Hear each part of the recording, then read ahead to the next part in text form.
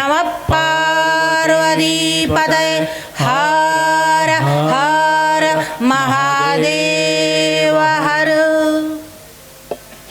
सौराष्ट्रे सोमनाथं च श्रीशैले मल्लिकार्जुनम् उज्जैन्यां महाकालं ओंकारं ममलेश्वरं परल्यां वैद्यनाथं च डाकिन्यां भीमशङ्करं सेतुबन्धे तु रामेशं नागेशं दारुकावने वाराणस्यां तु विश्वेशं त्र्यम्बकं गौतमी तटे हिमालये तु केदारं घुष्मेशं च शिवालये एतानि ज्योतिर्लिङ्गानि सायं प्रातः पठन्नर सप्तजन्म कृतं पापं स्मरणेन विनश्यति। त्र्यंबकम गौतमी तटे। ત્રંબકેશ્વર મહાદેવ એ ગૌતમીના તટ પર આવેલા છે। આપણે ત્યાં ભગવાન આદ્ય શંકરાચાર્યએ द्वादश ज्योतिर्लिंग स्तोत्र लख्यू छे। यहाँ पर 12 ज्योतिर्लिंग का उल्लेख है। हमने यहाँ पर पूर्व में नागेशम के विषय में विचार किया था, फिर कहीं और वाराणस्याम तो विश्वेशम विश्वनाथ के विषय में विचार हुआ, पुनः एक बार वापस नवनाथ में आना हुआ और गौतमी के तट पर त्र्यंबकेश्वर महादेव के विषय में विचार करेंगे। त्र्यंबकेश्वर महाराष्ट्र में पड़ता है और आप सभी लोगों में से प्रायः त्र्यंबकेश्वर के दर्शन सब कर चुके होंगे। ये त्र्यंबकेश्वर जो है वह गौतमी के तट पर है। अब जो गौतमी है वह क्या है, जिसे हम गोदावरी भी कहते हैं, पर उसका नाम गौतमी है कि गोदावरी है, तो कहते हैं दोनों नाम उसके प्रचलित है। वह गौतमी गंगा भी है और वह गोदावरी गंगा भी है।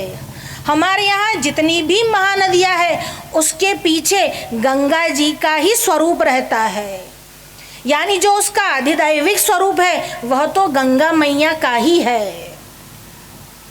यहाँ पर त्र्यंबकेश्वर की जो घटना है वह शिव पुराण में आई है, लिंग पुराण में आई है, स्कंद पुराण में आई है, अन्य अन्य पुराणों में भी, महाभारत में भी उसका उल्लेख आया है। बहुत ही सुंदर घटना है और जिसके साथ गौतम ऋषि का कथा जुड़ी हुई है। ये गौतम ऋषि कौन है?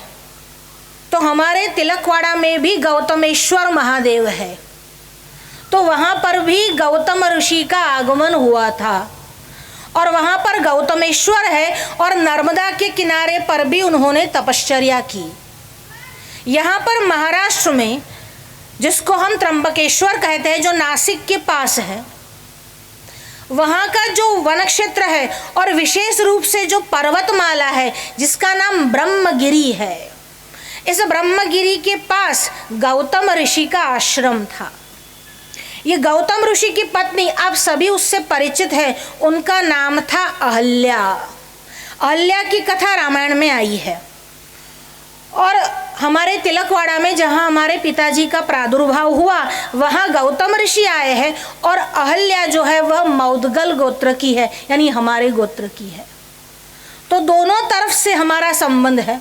वैसे आजकल नेता लोग जहाँ जाते हैं अपना संबंध जोड़ लेते हैं, हम ऐसे संबंध की बात नहीं कर रहे।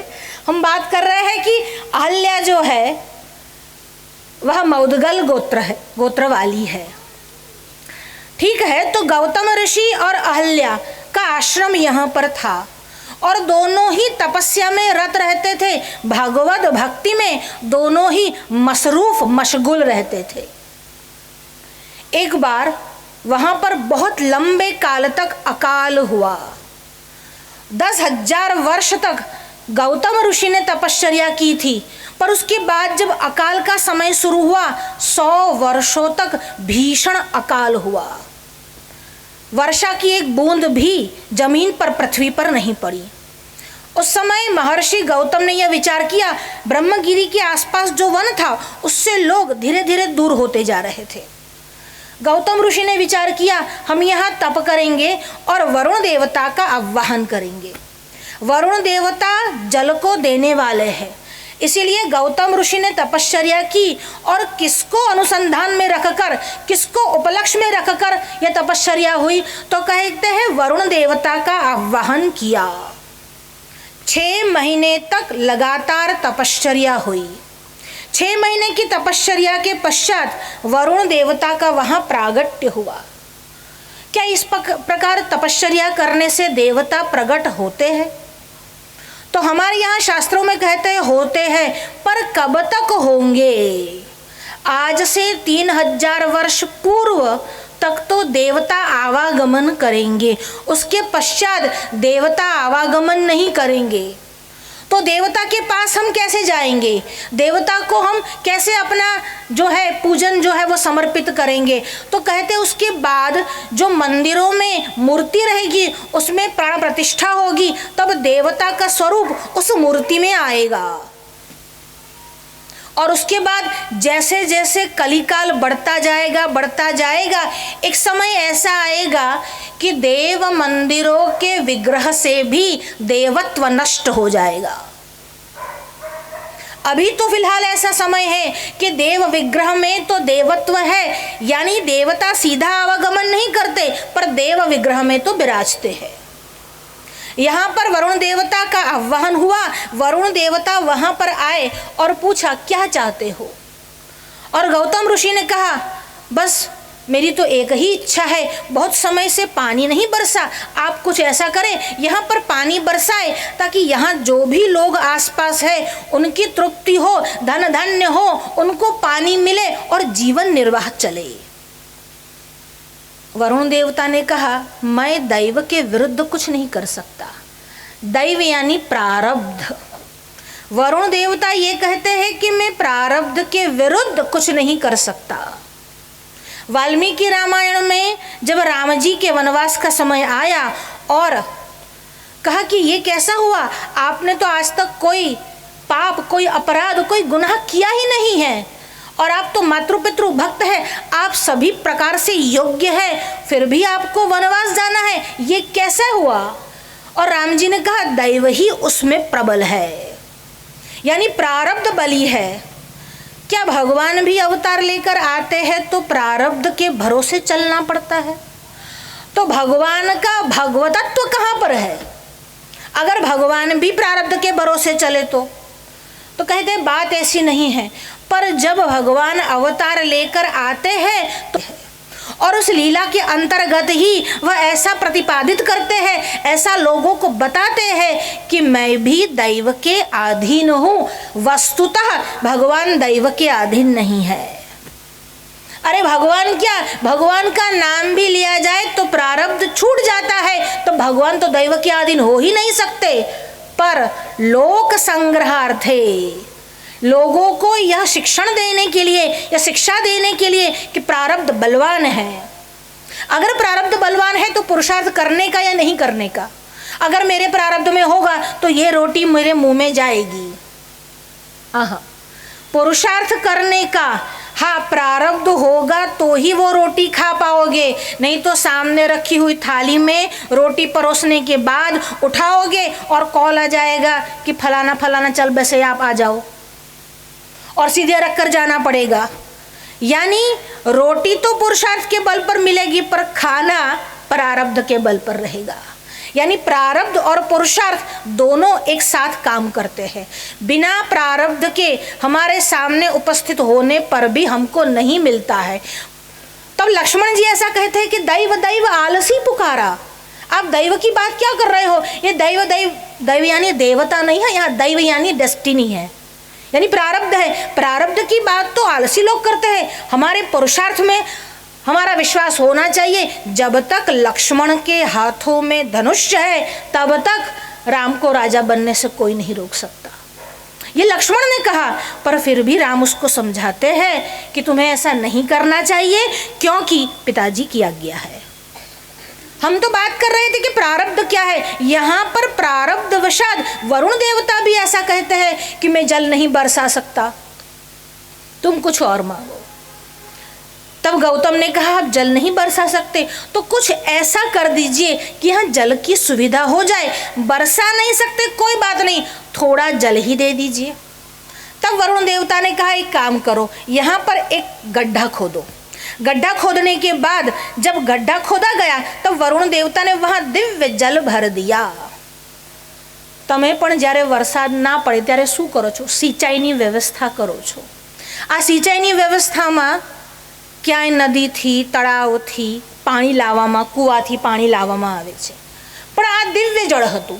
ये दिव्य जल कैसा है? ये कभी खाली नहीं होता। यहाँ गड्ढा खोदा गया और उसमें दिव्य जल आ गया। उस दिव्य जल आने के बाद गौतम ऋषि ने क्या किया, वहाँ पर कृषि यानी किसानी आरंभ की। किसानी किस लिए की? क्योंकि गौतम ऋषि नित्य प्रतिदिन होम हवन यज्ञ करते थे और हवन के लिए पुरोडाश चाहिए, हवन के लिए उसमें आहुति चाहिए। आहुति के योग्य या फिर आहुति जितना ही अन्न उन्होंने उगाया, नहीं कि पोताનું पेट भरवा माटे, अपने पेट में ठूसने के लिए नहीं। कई लोग यज्ञ का विरोध करते हैं, कई संप्रदाय यज्ञ का विरोध करते हैं। जब अपने को खाना होता है तब गैस चालू करते हैं, चूल्हा चलाते हैं, तब उसमें जीव हिंसा नहीं होती। पर देवताओं को याद करके यज्ञ में होम आहुति देना होता है, तब उनकी जीव हिंसा हो जाती है। इस बात का यहाँ पर विरोध है कि यहाँ पर गौतम ऋषि ने यज्ञ यागादि के लिए निवार यव वगैरह जो है उसकी खेती की, उसकी किसानी की। अब जब किसानी हुई और होम हवन होने लगा तब क्या हुआ, जो लोग वहाँ से छोड़ के चले गए थे वो भी वापस धीरे धीरे वहाँ पर आने लगे। अब धीरे धीरे खुशहाली बढ़ती गई। पर देखो हर किसी को खुशहाली हजम नहीं होती। घर में कुछ नहीं हुआ होता है तो भी कहीं ना कहीं छेद ढूंढना है और बहू को, बेटे को कुछ न कुछ सुनाना ही है। नहीं हो सके तो जानबूझकर भी। पिताजी कई बार एक अच्छा दृष्टांत बताते थे कि एक डोसी रोज आम बहार निकली पड़े, चालू सड़क होय, चारे बाजुथी व्हीकल्स आवता होय, ट्रक आवता होय, गाड़ियों होती पण जोरथी जाए, आजूबाजू कंई जोवानुं ज नहीं, बस चाली जाए। केम? घरमां झगड़ो थाय नहीं, झगड़ो ना थाय तो खावानुं पचे नहीं। आ डोसी आम बहार निकळे, रोज जाए, रोज आवे, मंदिर जवानी सूझ ना पड़े पण बहार जईने झगड़ो करूं। एक दिवस आ जती थी એટલામાં આગળ એક ટ્રક હતી, એક બાજુ એક ગાડી આવી, એક બાજુ એક રિક્ષાવાળો આવે અને પાછળ એક આવ્યો બાઇકવાળો। હવે બાઇકવાળાને થોડી ઉતાવળ હતી એટલે બરાબર આમ ડોસીમા પાસેથી આમ બાઇક લઈ ગયો। બસ હવે આ ડોસીમાને બરાબર ચાન્સ મળ્યો, અવસર મળ્યો અને શરૂ થઈ ગયું, મોઆ તારું તો આમ થાય, તારું આમ થાય। અને પછી એટલી બધી વાત વણસી ગઈ कि बात जाकर कोर्ट तक पहुंच गई। अब कोर्ट तक बात पहुंची तब वकील ने उस बच्चे को ढाढ़स दिलाया कि तुम चिंता मत करो। उस बच्चे ने कहा, उस लड़के ने कहा, मैंने जानबूझकर नहीं किया, वो मासी बीच में चल रही थी, मैं पीछे से चिल्ला रहा था, हॉर्न बजा रहा था, पर वो हिल ही नहीं रही थी। अब वकील ने उसको समझाया कि तू कुछ नहीं बोलना, अब मासी जो है उसी को मैं पूछूंगा और वही जवाब देगी। अब उस बुढ़ी को वहाँ पर लाया गया और वहाँ पर उसको खड़ा कर दिया गया कठघरे में और पूछा गया क्या हुआ। तो कहा कि उसने ऐसा किया, उसने मुझे टक्कर लगा दी, मेरा हाथ जो है वो देखो अभी मुड़ता भी नहीं है, कितनी मुझे जोर से लग गई है।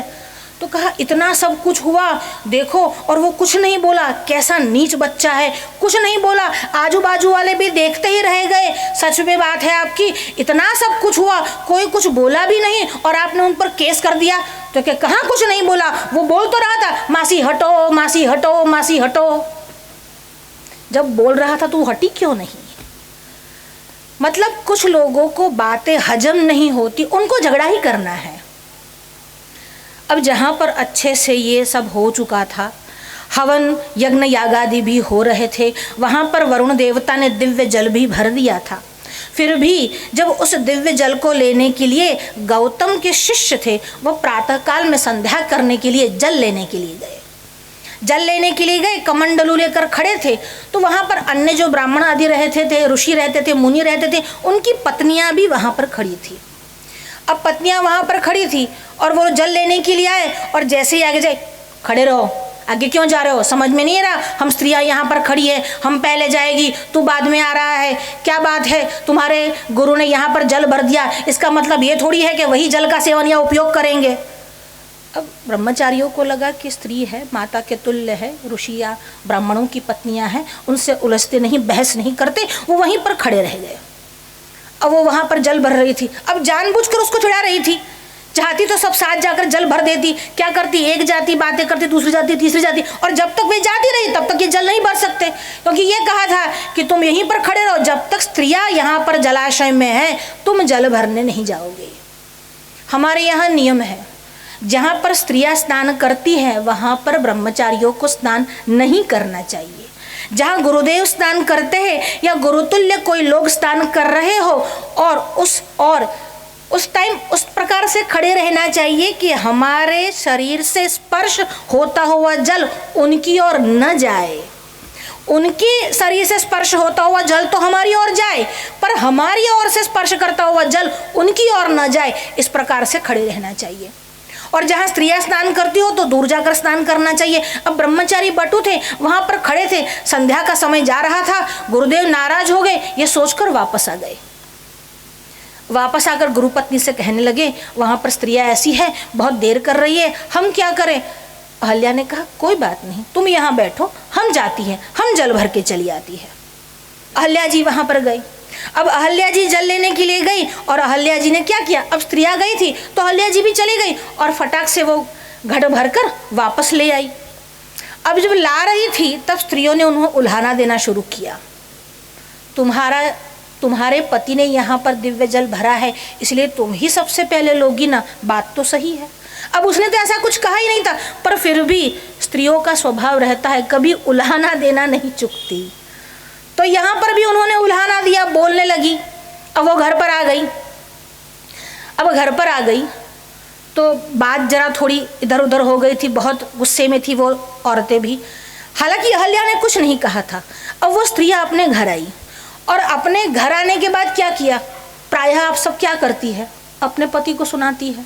जो भी दिवस दरमियान जो भी घटनाएं बनती है, हजू पेलो बापड़ो घરમાં પણ આવ્યો ના હોય એટલે આ બેનનું શરૂ થઈ જાય। हालांकि पिताजी ऐसा कहते थे कि वडोदरा की स्त्रियां तो बड़ी अच्छी है, तो उसमें भी नवनाथ की स्त्रियां तो बड़ी ही अच्छी होगी। आज हम यहाँ आए हैं तो यही बोलना पड़ेगा। तो वहाँ पर भी क्या हुआ कि ये सब घर पर गई और घर पर जाने के बाद वो सब ऐसा कहने लगी, इस प्रकार से हुआ, इस प्रकार से हुआ, बात को बढ़ा चढ़ाकर कहने लगी। तब आखिर पति भी पति होता है, बहुत दिन हो गए, उनका भी गड़ा भरने को था। अब ये बात आकर कुछ खरी खोटी सुनाने लगी। अब उनको भी क्रोध आया। अब क्रोध आया तो सोचने लगे कुछ न कुछ ऐसा किया जाए कि गौतम के साथ कुछ न कुछ अनहोनी घटना हो जाए, कुछ उसका बुरा हो। यह सब सोचने लगी और यह सोचते सोचते उनके मन में एक विचार आया। विचार क्या आया कि भगवान गणेश की उपासना की जाए। देखिए ब्राह्मण थे, मुनि थे, तो वो क्या करेंगे, सीधा झगड़ने को तो जाएंगे नहीं, एक बिचारा ऊपर पथरा तो फेंक से नहीं, એટલે શું करे, उपासना करी। भगवान गणेश की उपासना की और भगवान गणेश की उपासना की तो गणेश बड़े ही प्रसन्न हुए और आकर कहने लगे, वरम ब्रूहि वर मांगो वर मांगो। अब जब कहा वर मांगो, तब ये ब्राह्मणों ने कहा, अगर आप वर देना चाहते हैं तो ऐसा वर दीजिए कि कुछ न कुछ अपराध गौतम से हो जाए और यह स्थान छोड़कर चले जाए। ब्राह्मण थे, नित्य होम हवन करते थे, पर फिर भी मन से वो द्वेष भावना नहीं गई। जितने भी क्रियाकलाप आप करते हैं, जितने भी कर्मकांड करते हैं, पर जब तक भगवत भक्ति का स्पर्श नहीं हो जाता, मन से द्वेष भाव नहीं निकलता। और भगवत भक्ति का स्पर्श भी कैसा, एक होती है साधारण भक्ति और एक होती है विशेष भक्ति। साधारण भक्ति में क्या होता है, जब भगवान को हम भोगराग करते हैं, भगवान को नैवेद्य अर्पण करते हैं, तब आप देखते हैं कि नैवेद्य यथावत रहता है, फिर ग्रहण करने के बाद प्रसाद रूप तो बन जाता है, पर नैवेद्य में से कुछ घटता नहीं है। जब साधारण रूप से हम सभी भक्ति करते हैं तो भगवान केवल वास रूप से वो नैवेद्य ग्रहण कर लेते हैं, पर जब आप विशेष रूप से भक्ति करते हैं तब भगवान क्या करते हैं, सबरी के घर भगवान स्वयं आते हैं और फल फूल लेते हैं। गोपियों के पास भगवान स्वयं आते हैं, छछिया भरी छाछ पे नाच नचावई, और एक प्याली छाछ के लिए भगवान उसके सामने नाचते हैं। कहे वेद तू तो खाता नहीं, चुरा के तू नवनीत खाता रहा, बंधन में माया की बंधता नहीं, फिर भी यशोदा ने बांधा तुझे, नंद निकेतन में नाचे है जो, वही है परब्रह्म वेदांत का, नंद निकेतन में नाचे है जो। कहे वेद तू तो खाता नहीं, तू खाता है ही नहीं। भगवान ने भूख लागती ज નથી, ભગવાન પૂર્ણ કામ છે, પણ ભગવાનને ભૂખ ક્યારે લાગે છે? लोग कहते हैं भगवान खाते नहीं, लोग कहते हैं भगवान खाते नहीं, बिल्लनी की तरह हम खिलाते नहीं, बिल्लनी की तरह हम खिलाते नहीं। लोग कहते हैं भगवान खाते नहीं, પણ સાચી વાત તો એ છે કે શબરીની જેમ કોઈ ખવડાવતું નથી। यहाँ पर भी जो साधारण भक्त होते हैं, यहाँ पर यज्ञ यागादि तो करते हैं पर मन से द्वेष नहीं गया, और द्वेष होते हुए उनको सिखाने के लिए, उनके साथ कुछ बुरा करने के लिए, उनको पाठ पढ़ाने के लिए इन्होंने गणेश की उपासना की। गणेश की उपासना की, गणेश जी प्रसन्न हुए और कहने लगे वरम ब्रूहि, वरम ब्रूहि, वरदान मांगो, वरदान मांगो।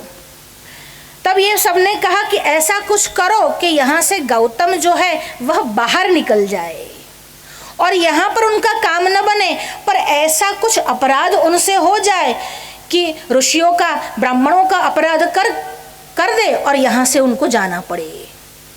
गणेश जी ने कहा यह संभव नहीं है, वो बड़े तपस्वी है, बड़े भगवत भक्त है, बड़े ही ज्ञानी हैं, उनके साथ हम कैसा कर सकते हैं? तुम लोगों को भी उनके साथ ऐसा व्यवहार नहीं करना चाहिए। तुम लोगों ने ये जो बात अपने मन में बना ली है वह केवल अपनी पत्नियों के उकसाने के मात्र से बना ली है। वस्तुतः उन्होंने ऐसा कुछ किया ही नहीं जिसको उनके ऐसी सजा मिलनी चाहिए। तुम्हारी ये बात गलत है, तुम स्त्रियों के भरोसे मत बैठो, स्त्रियों की बातों पर इतना विश्वास मत करो और उनके साथ दुर्व्यवहार मत करो। जो स्त्रियों की बातों को मानता है, नहीं मानना ऐसा नहीं कहा, पर स्त्रियों के जो अधीन रहता है, उनकी हट, उनकी जिद को भी पूरा करता है, उनका अंजाम ठीक नहीं होता। कई देश की एक घटना है। अश्वपति नाम के राजा थे।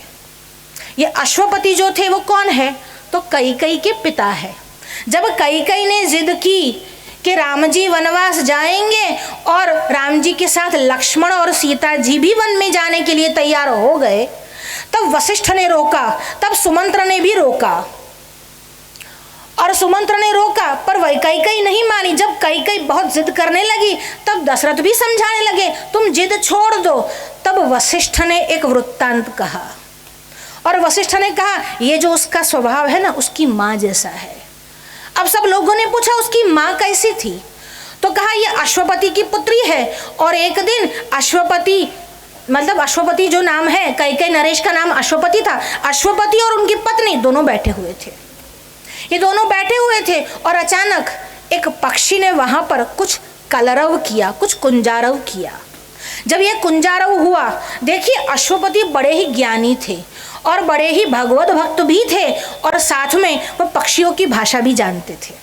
तो जब ये कलरव और कुंजारव हुआ तब उनको पता चल गया कि ये क्या कह रहे हैं, और वो हंसे।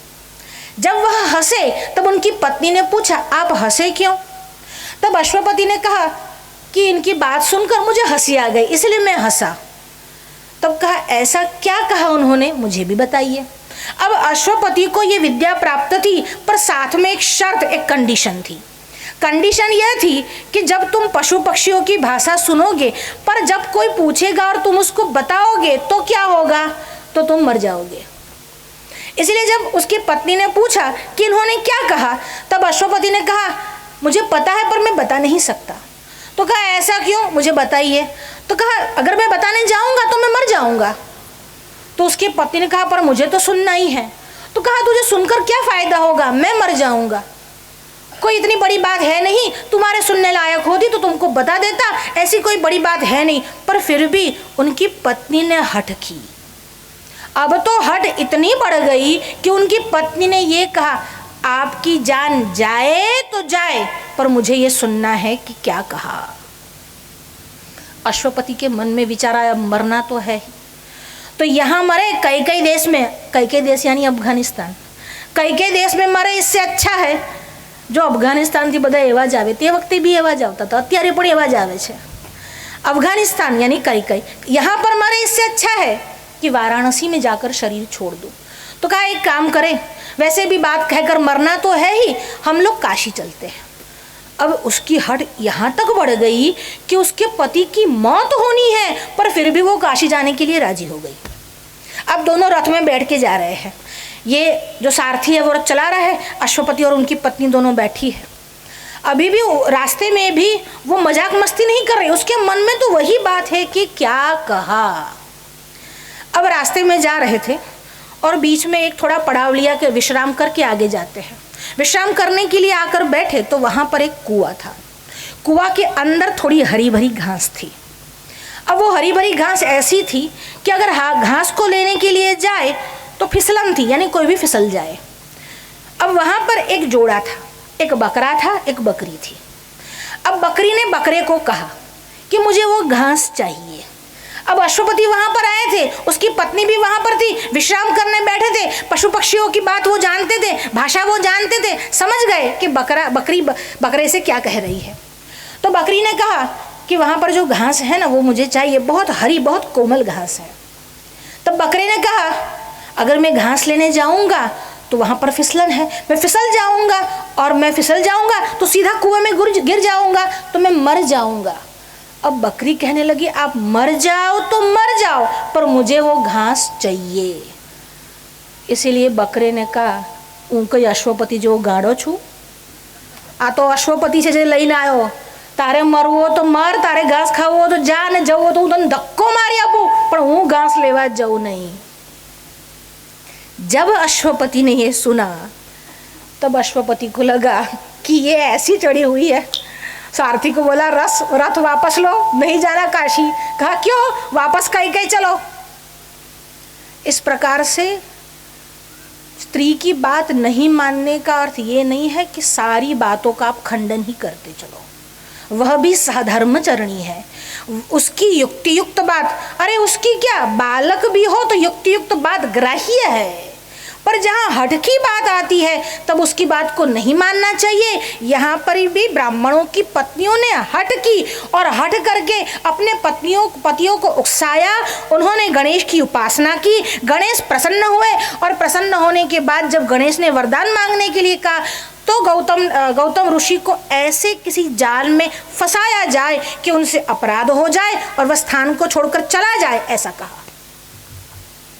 गणेश ने समझाया कि आप जो ये कर रहे हो वो गलत कर रहे हो, आपने बहुत अच्छे लोगों का सेवन किया है, आप गौतम ऋषि के पास खड़े हो। सिंहस्य मंदिरे वसति, जो सिंह के मंदिर में वसता है, रहता है, सेवा देता है। सिंहस्य मंदिरे सेवा मुक्ता फल करी स्मृता, उसको मुक्ता फल यानी जो गज रहता है ना हाथी, उसके यहाँ पर एक मुक्ता फल रहता है। तो शेर यानी सिंह जो है, सिंह और हाथी का युद्ध होने के बाद वो जो यहाँ पर मणि रहती है वो सिंह लेकर चला आता है। अब जो सिंह के पास रहता है या सिंह का सेवन करता है उसको तो वो मुक्ता फल मिलता है, पर श्रृगाल मंदिरे सेवा, अगर कोई श्रीगाल के मंदिर में, श्रीगाल यानी जम्बुक, जम्बुक यानी जिसको हम बोलते हैं लोमड़ी। अगर लोमड़ी के पास कोई रहेगा, श्रीगाल के पास रहेगा, तो उसको क्या मिलेगा? अस्थियों का ढेर ही मिलेगा।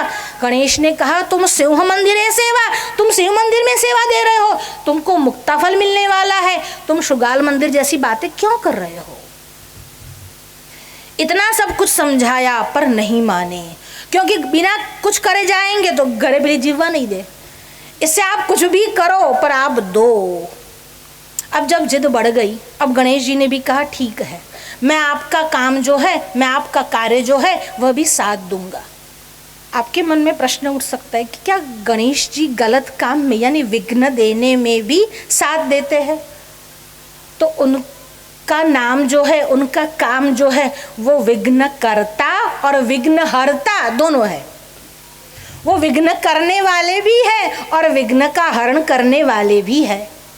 अगर विघ्न करता है तो गौतम के लिए उन्होंने विघ्न किया, तब उन्होंने एक चेतावनी दी, सावधान किया कि अंत में तो गौतम का ही कल्याण होगा। ऐसा कहकर गणेश जी अंतर्धान हो गए।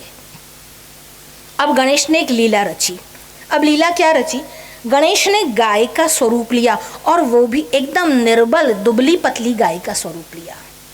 और जहाँ पर गौतम ने ये सब निवार और यव वगैरह किसानी की हुई थी, उस छोटे से खेत में वो आकर वो चरने लगी।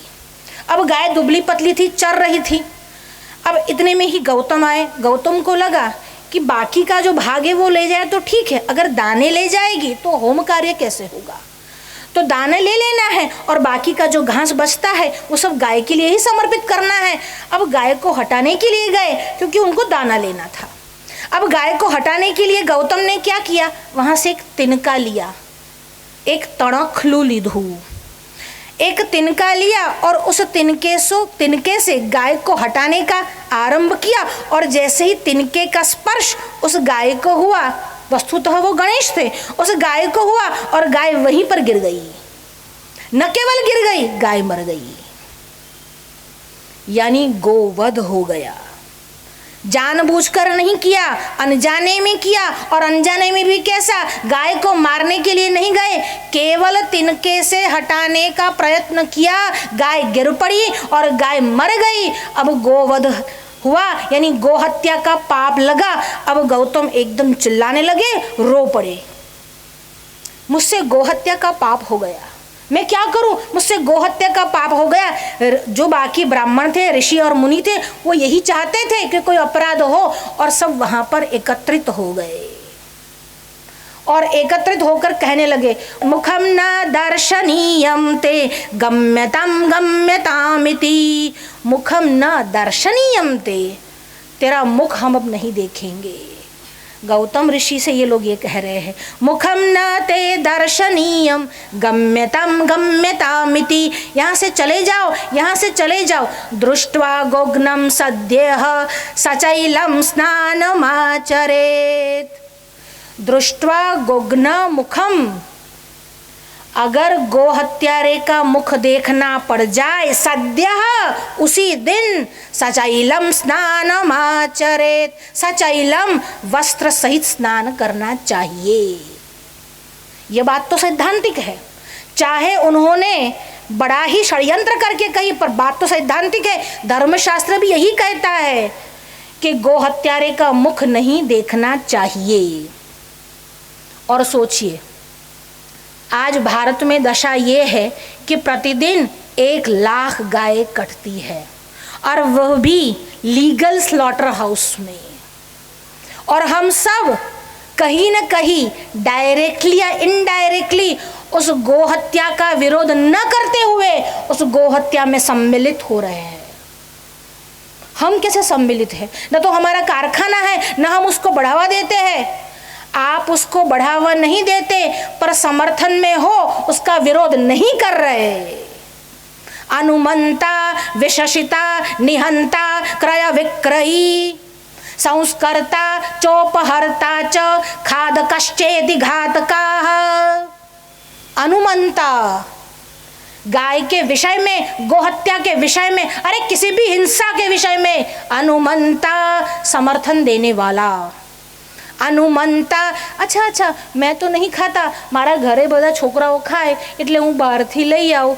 એ ભલે ખાય, એમને જાતે બનાવીને બહારથી લાવીને ખાવું હોય તો ભલે ખાય એવું કહેનારા પણ અનુમંતા વિશસિતા, પોતે કંઈ નથી કરતા, ખાલી બહારથી લઈને આપે છે. એટલે એમનો પૈસો અથવા એમનું શરીર પોતે એ વસ્તુ બહારથી લઈને આપે તો પણ अनुमंता विशशिता निहंता,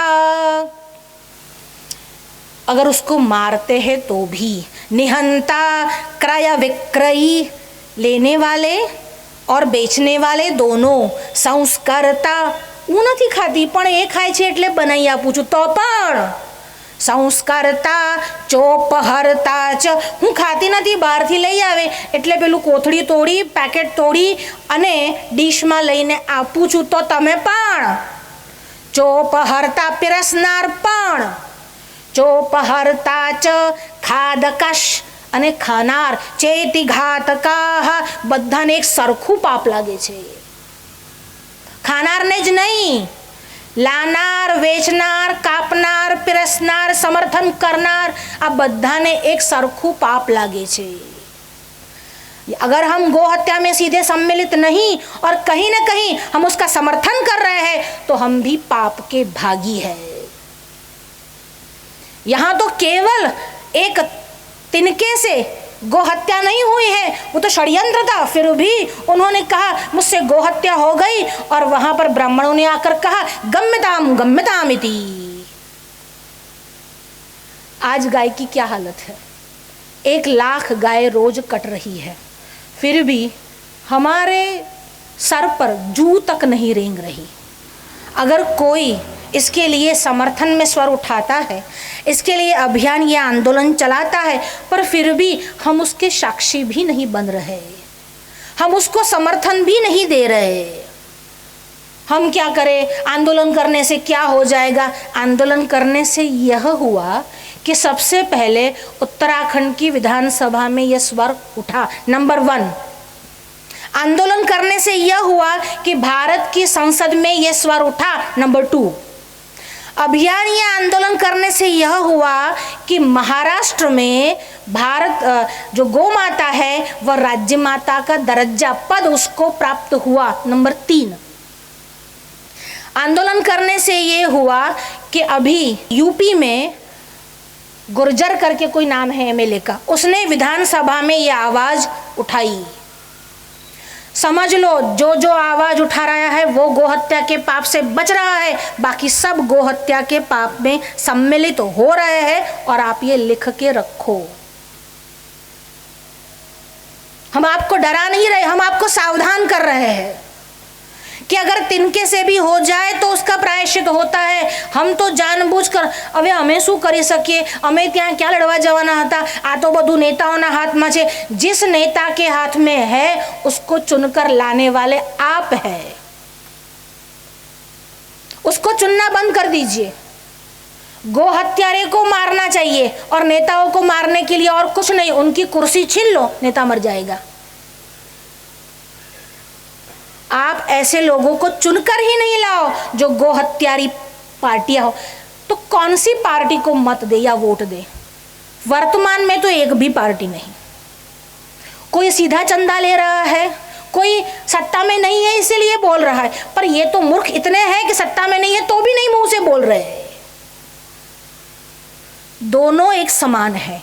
जो गो हत्या का विरोध नहीं करते वह सभी के सभी एक जैसे ही है. यहाँ पर गो हत्या हुई, आज गो की दशा ऐसी है कि गो पुकार रही है. और ये गो क्या कह रही है? कल युग में एक बार कन्हैया ग्वाले बनकर आओ रे. कल युग में एक बार कन्हैया ग्वाले बनकर आओ रे. आज पुकार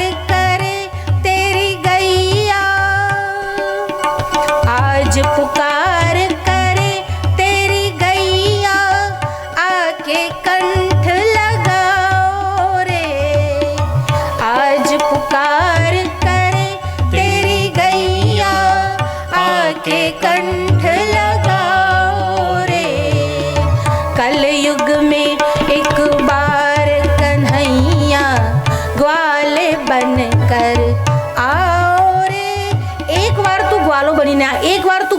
बनी ने फरी आओ।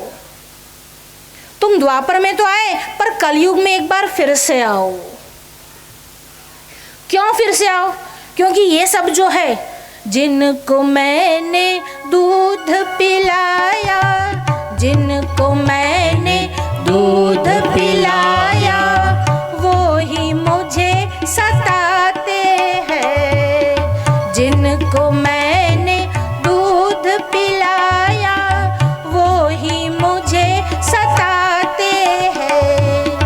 काट काट कर मेरा मांस, काट काट कर मेरा मांस, मेरे कलयुग में एक बार कन्हैया ग्वाले बनकर आओ रे। कलयुग में एक बार तो गोपाल बनी ने आओ। जिसको मैंने दूध पिलाया वही लोग मेरा मांस काटते हैं, मुझे काटते हैं और वह बेचते हैं, और तुम्हारे मन में ओह तक नहीं होती।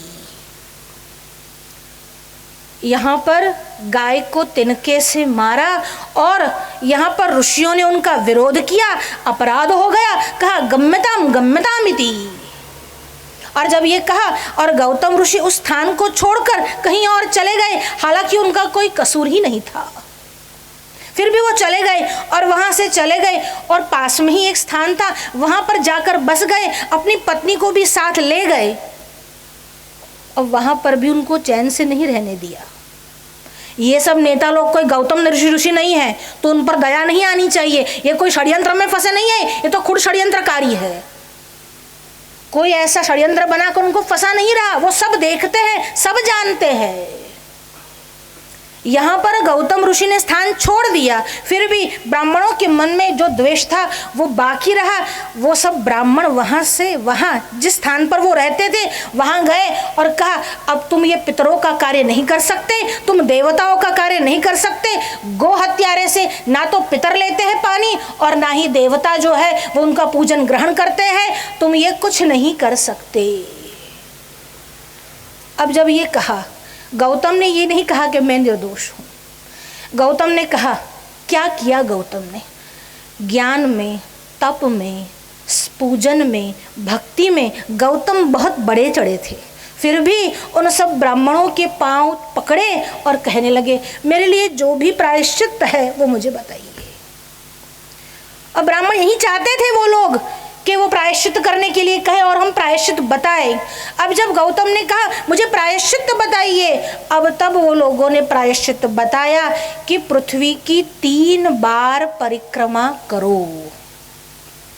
प्राइवेट जेट लेने उड़वानु नहीं, हाँ, चालता चालता जवानु छे। पृथ्वी की 3 बार परिक्रमा करो, और वो भी ऐसे नहीं, अपना पाप प्रकाशित करते हुए। मतलब मैं गो हत्यारा हूँ, मैं गो हत्यारा हूँ, मेरा मुंह कोई नहीं देखेगा, मेरा मुंह कोई नहीं देखेगा। इस प्रकार से अपना पाप प्रकाशित करते करते, प्रकट करते करते 3 बार पृथ्वी की परिक्रमा करो। और उसके बाद यहाँ पर आओ, और यहाँ पर आने के बाद 101 बार यह जो ब्रह्मगिरी है उसकी परिक्रमा करो।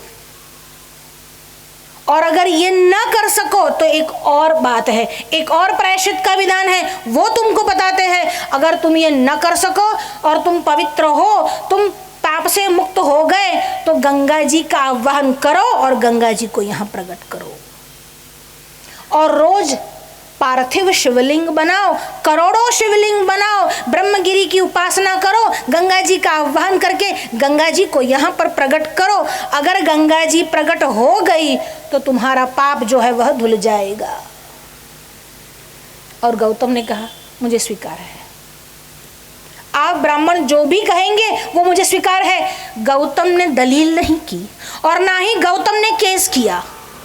कहा ब्राह्मणों ने कहा है, आपका वचन है, मुझे स्वीकार्य है, मैं यह करूंगा। और गौतम ने तपश्चर्या आरंभ की, अहल्या उनकी साक्षी बनी, उनके शिष्य भी थे, वो उनके साथ ही मिल गए। अब सब क्या करते, रोज पार्थिव शिवलिंग बनाते और रोज बनाते, रोज विसर्जित करते, रोज उसकी पूजन करते और भगवान की तपश्चर्या करते। इतने लंबे समय तक भगवान का तप किया, पूजन किया। देखिए अलग अलग देवता का अलग अलग वैशिष्ट्य है। भगवान शंकर जो है वो पूजन से प्रसन्न होते हैं और भगवान नारायण जो है वह वंदन से प्रसन्न होते हैं। इसीलिए सच्चिदानंद रूपाय विश्वोत्पत्त्यादि हेतवे तापत्रय विनाशाय श्री कृष्णाय वयं नमः। वह नमन है, क्यों? क्योंकि भगवान नारायण वंदन से प्रसन्न होते हैं, पर जो भगवान शंकर है वो अर्चन और पूजन से प्रसन्न होते हैं।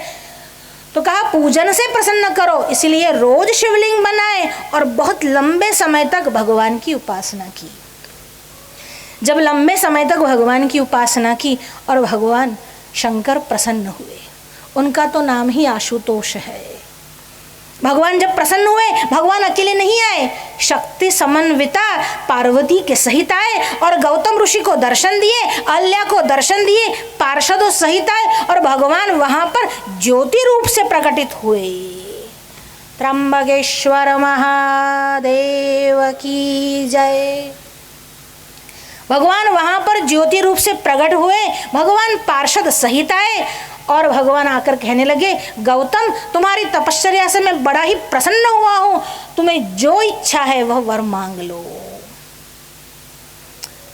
आयुर्नश्यति पश्यतं प्रतिदिनं याति क्षयं यौवनं प्रत्यायाति गता पुनर्न दिवसा कालो जगद्भक्षक लक्ष्मीस्तोय तरंगहाल चपला विद्युच्चलम जीवितम।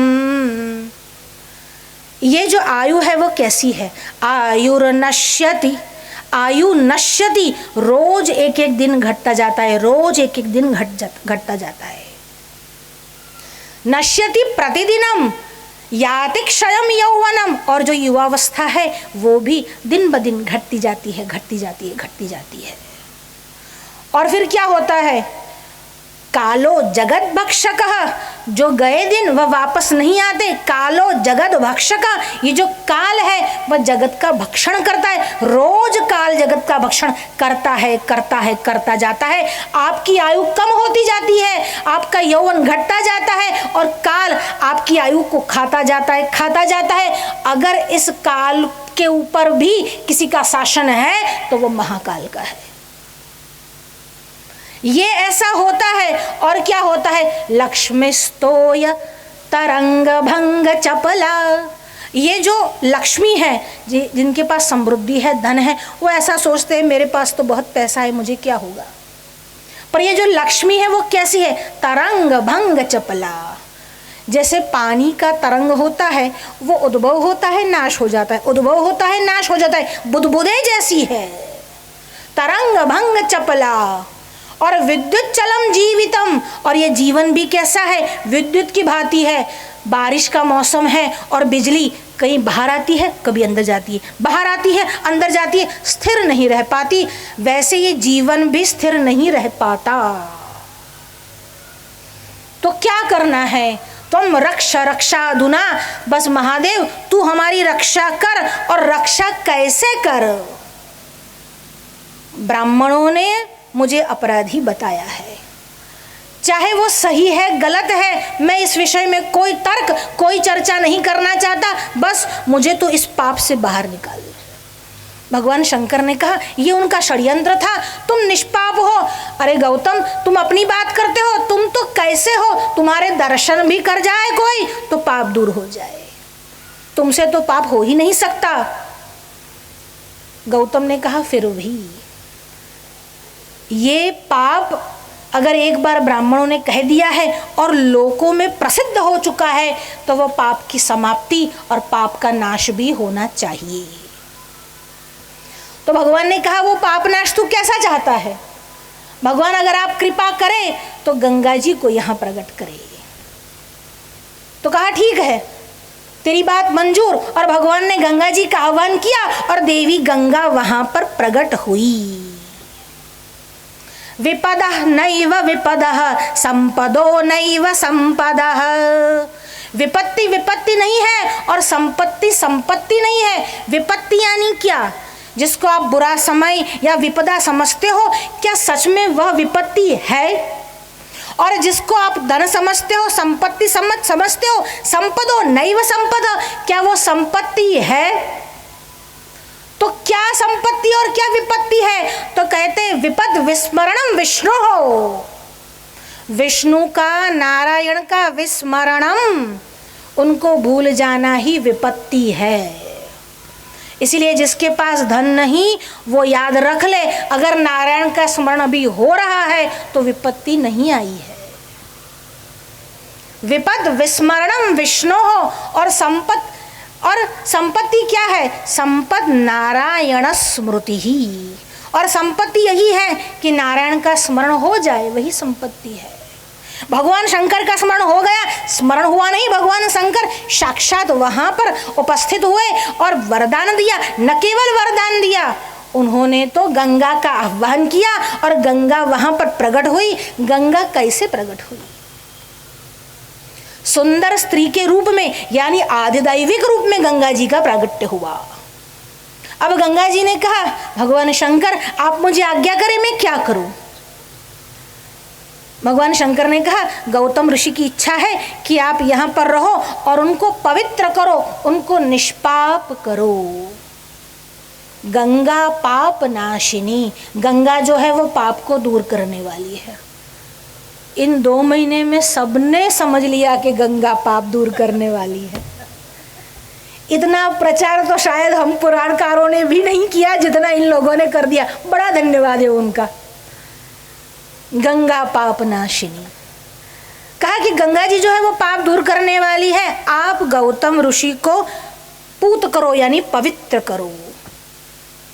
अब कहा पवित्र तो मैं कर दूंगी और पवित्र करके मैं लौट जाऊंगी। कहा ना ना, लौटना नहीं है, आपको यहीं रहना है। अब गंगा जी ने कहा मुझे रहने के लिए कहा तो एक शर्त है, ऐसे मैं यहाँ रहूंगी नहीं, एक शर्त है, मैं यहाँ रहूंगी, पर इसकी शर्त यह है कि मेरे साथ आपको भी यहीं रहना पड़ेगा। गंगा जी ने शिव जी के सामने एक शर्त रखी, मैं यहाँ रहूंगी तो आपको भी यहाँ रहना पड़ेगा। भगवान शंकर ने कहा क्या मैं तुझसे भिन्न हूँ? अगर तू यहाँ पर है तो तू कैसे है? तू भी तो मेरे मस्तिष्क में से ही आई है, तू और मैं भिन्न नहीं हूँ, पर फिर भी तेरी इच्छा है तो मैं यहाँ रह जाऊंगा और मैं यहाँ गौतमेश्वर त्र्यंबकेश्वर बनकर विख्यात होऊंगा।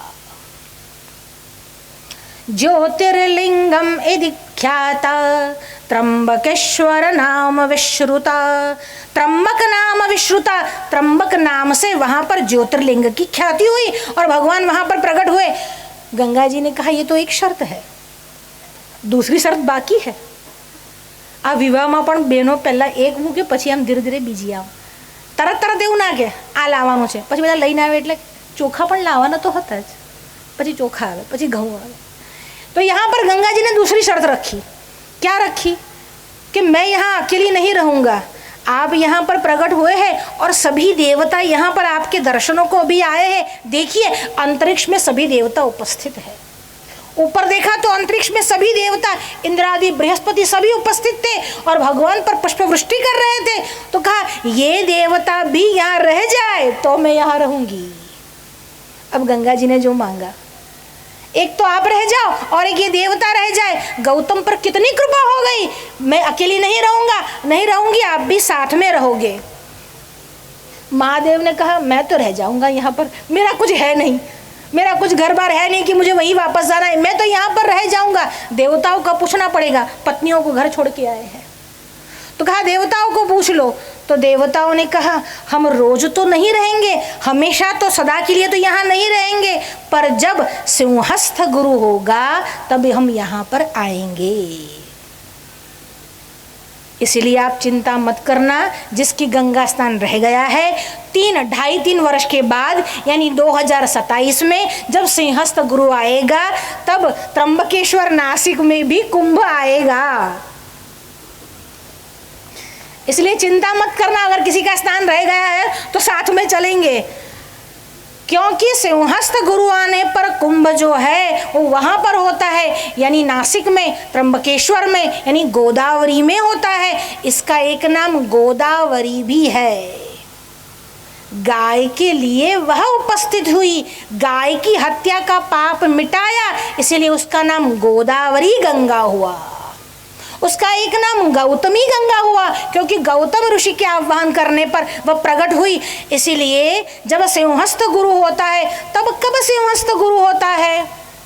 11 वर्ष तक सभी लोग जाते हैं गोदावरी में पाप धोते हैं। अब गोदावरी जब पाप भर जाता है, तब 11 वर्ष के बाद यानी 12 वर्ष में कई बार 11.5 वर्ष और कई बार 13 वर्ष, इन दोनों के समय के बीच वहाँ पर सभी देवता आते हैं और सभी को पाप से निष्कासित करते हैं, यानी निष्कलंक बनाते हैं।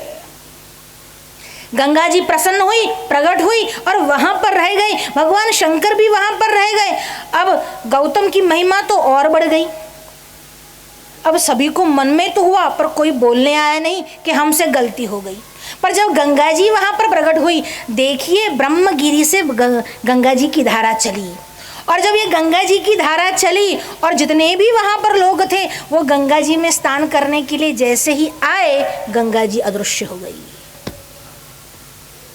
अब गंगा जी अदृश्य हो गई, सभी के मन में भय हुआ, अरे क्या हुआ? गौतम ने तपश्चर्या की, गंगा जी को बुलाया और गंगा जी अदृश्य हो गई। सभी लोग गए, गौतम ऋषि के पास गए और कहने लगे, हमें बचा लो, ये गंगा जी वापस अदृश्य हो गई, कुछ ऐसा करो कि गंगा जी प्रकट हो जाए।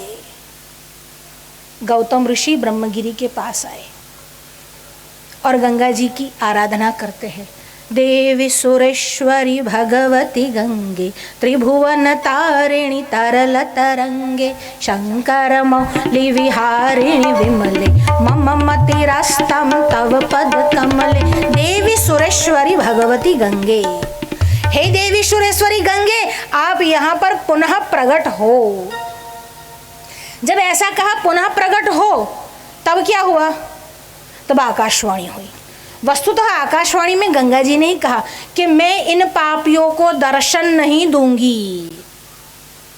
इन सबने तुम्हारे साथ छल किया, कपट किया, तुम पर आरोप लगाया, तुम पर आक्षेप किया है, तुम निर्दोष थे, निष्पाप थे, निष्कलंक थे, फिर भी तुम्हें पापी और दोषी बताया है। मैं इन सबको दर्शन नहीं दूंगी। और गौतम ऋषि क्या कहते हैं? अपकारीषु यो लोके उपकारम करोति वै। अपकारीषु यो लोक, जो लोग अपकारी होते हैं उनके और भी, उनकी तरफ भी उपकारम करोति वै, जो उपकार करता है उनको क्या होता है? तेन पूतो भवाम्यत्र। यहाँ पर भगवान शंकर आए थे और भगवान शंकर ने यहाँ पर एक वचन दिया था, और ये वचन ऐसा था कि जो अपकारी के प्रति भी उपकार करते हैं उन लोगों को पूतो भवाम्यत्र, मैं यहाँ पर पवित्र कर देता हूँ। भगवद वचनम त्विदम, और ये भगवान का वचन था। गंगा जी को लगा कैसे पवित्र ऋषि है, जिन्होंने इनके साथ इतना छल किया, इतना कपट किया, गोघाटी तक बता दिया और प्रायश्चित करवाया, उनके प्रति ऐसा व्यवहार। इसी का नाम है भागवत धर्म। महाभारत का युद्ध समाप्त हुआ। दुर्योधन गिरा। यदा मृधे कौरव सृंजयानाम वीरेश्वतो वीरगतिम उपैति। जैसे ही दुर्योधन गिरा, युद्ध समाप्त हो जाना था, पर अभी भी अश्वत्थामा के मन में टीस थी। और अश्वत्थामा ने क्या किया? द्रौपदी के 5 पुत्र जो सोए हुए थे, उनको सोती हुई ही हालत में द्रौपदी के 5 पुत्रों को अश्वत्थामा ने मार दिया, उनकी हत्या कर दी। निर्मम रूप से, जैसे पशु की हत्या होती है वैसे हत्या कर दी। सोए हुए थे, बालक थे, निर्दोष थे। युद्ध में हत्या हो, युद्ध में वध हो तो ठीक है, सोए हुए थे। जब सोए हुए थे और हत्या हो गई, अचानक उन बालकों का शव द्रौपदी ने देखा और द्रौपदी के मन में इतनी वेदना हुई, वो बोल नहीं पाई, जोर से चिल्लाई। और जैसे ही चिल्लाई, अर्जुन के पास आई और अर्जुन से बताए, वो देखो, बोल भी नहीं पाई। और अश्वत्थामा दौड़ रहा था, केवल संकेत से बताया अश्वत्थामा जा रहा है। जब अश्वत्थामा को जाते हुए देखा, तब अर्जुन बाहर आए। भगवान श्री कृष्ण रथ में बैठे थे। श्री कृष्ण ने कहा, आओ बैठो। और कूद कर अर्जुन उस रथ पर सवार हुए और अश्वत्थामा का पीछा करने लगे।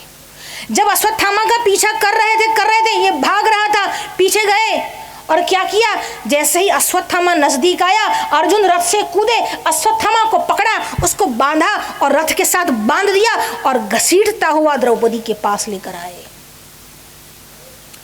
द्रौपदी ने प्रतिज्ञा की थी कि जब तक मेरे पुत्रों का हत्यारा सामने न आ जाए और उसका मस्तिष्क छेद करके मैं उसके मस्तिष्क पर पांव रखकर अवभृत स्नान करूंगी, मतलब उसके बाद ही मैं स्नान करूंगी, तब तक मैं स्नान भी न करूंगी। क्षत्रियाणी थी, वीर थी, ये प्रतिज्ञा की। अब अर्जुन गए, अश्वत्थामा को बांध कर लाए और जब बांध कर लाए और द्रौपदी के सामने रखा, अब द्रौपदी की स्थिति कैसी है।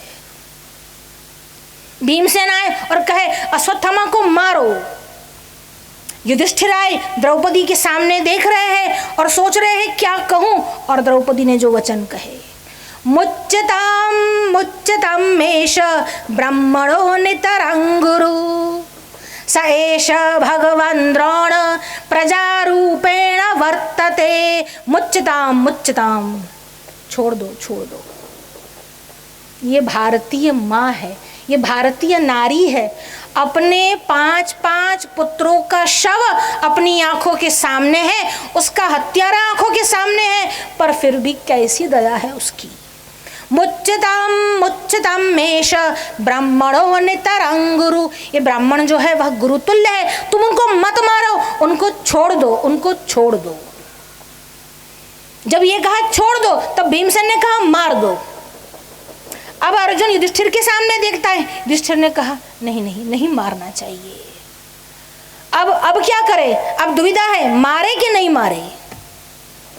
भगवान श्री कृष्ण के सामने देखा और भगवान, देखिए भगवान स्वयं कुछ कहते नहीं, आपकी विवेक बुद्धि पर छोड़ देते हैं, पर इशारा करते हैं।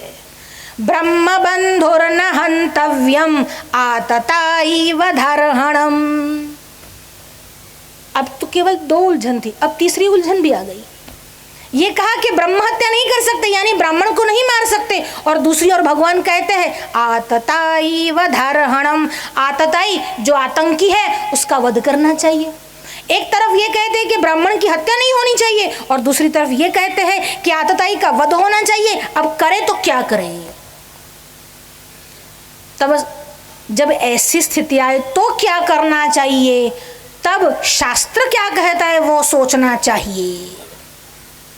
जो सनातन धर्मी है वह यह करेगा, उसमें शास्त्र का निर्णय क्या है। मैं हिंदू, नहीं नहीं, जो धर्मशास्त्र को नहीं मानता, वेदों को नहीं मानता, वो हिंदू कैसा। अब धर्मशास्त्र क्या कहता है, वपनम द्रविणादानम स्थान निर्यापणस्तथा। वपनम द्रविणादानम, या तो ब्राह्मण अगर कोई काम करता है तो उसका प्रायश्चित या उसकी सजा कैसे होती है, वपनम, उसका सर जो है वो मुंडवा दो, या फिर द्रविणादानम, उसके पास जो भी है उसको छीन लो, उसकी संपत्ति ले लो। हालांकि ब्राह्मण की संपत्ति लेने का अधिकार किसी को नहीं है, पर अगर ब्राह्मण ये करता है तो, अगर ब्राह्मण आतताई है तो उसकी संपत्ति ले लो। और फिर क्या करो, स्थान निर्यापण तथा, या उसको इस स्थान से निर्यापण यानी देश से बाहर भेज दो, जिन्हें આપણે देश वटो कहिए छे। ये 3 अवस्था कर सकते हैं, बाकी शारीरिक वध ब्राह्मण का नहीं कर सकते। ब्राह्मण का मान हरण कर लो, ब्राह्मण मर गया तो कहा मुंडन करवा दो। अब अर्जुन ने क्या किया, उसके केश पकड़े, उसके केश जोर से पकड़े और खींच लिए, उसके सर पर जो मणि थी वह निकाल ली, पर उसकी हत्या नहीं की। क्यों नहीं की, क्योंकि द्रौपदी ने कहा मुच्यताम मुच्यताम मेष ब्राह्मणो नितरंगुरु। मुच्यताम मुच्यताम, छोड़ दो छोड़ दो। हमें बात तो यह कहनी है कि अपकार करने पर भी जो उपकार करता है, 5 बेटे मरने पर भी उस हत्यारे को मारने का विचार नहीं आता, ऐसी द्रौपदी हमारे यहाँ हुई।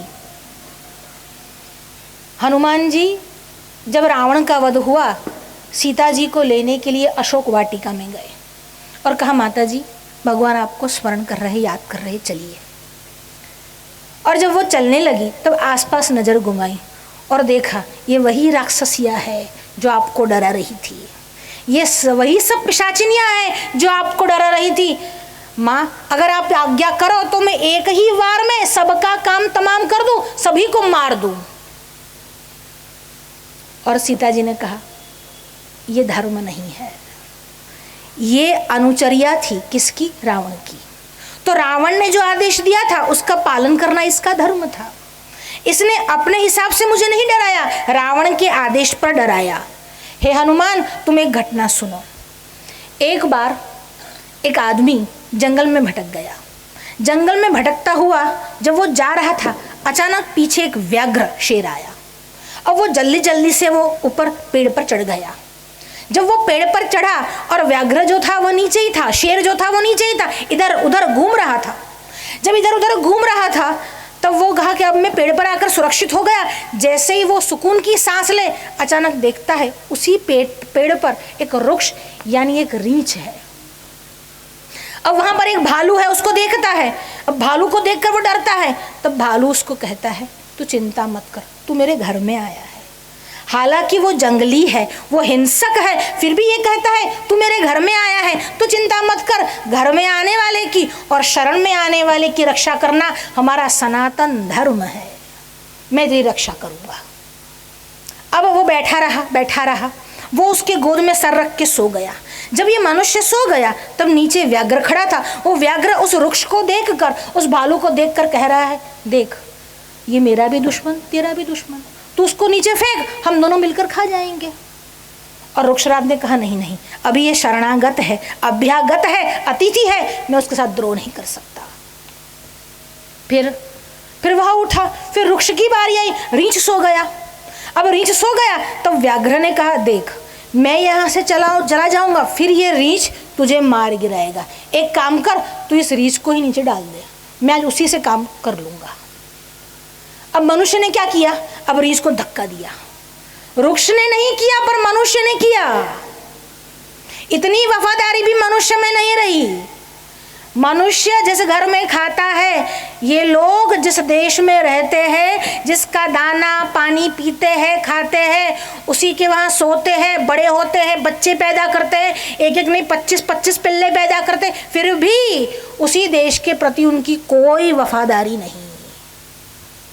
तो यहाँ पर कहा कि वृक्ष को फेंक दे, रीछ ने फेंका। और जब रीछ को फेंका, रीछ डालों शाखाओं के भरोसे वो वहीं पर टंग के रह गया। अब वो लटक गया, अब उसकी जान खतरे में। क्यों? नीचे जाएगा तो वाघ मारेगा और रीछ ऊपर आएगा तो उसको मारेगा।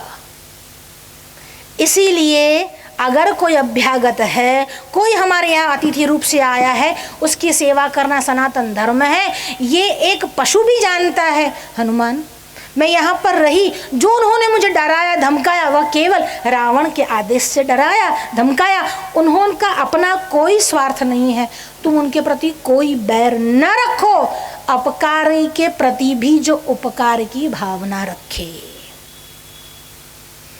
अपकारीषु यो लोक उपकारम करोति वै।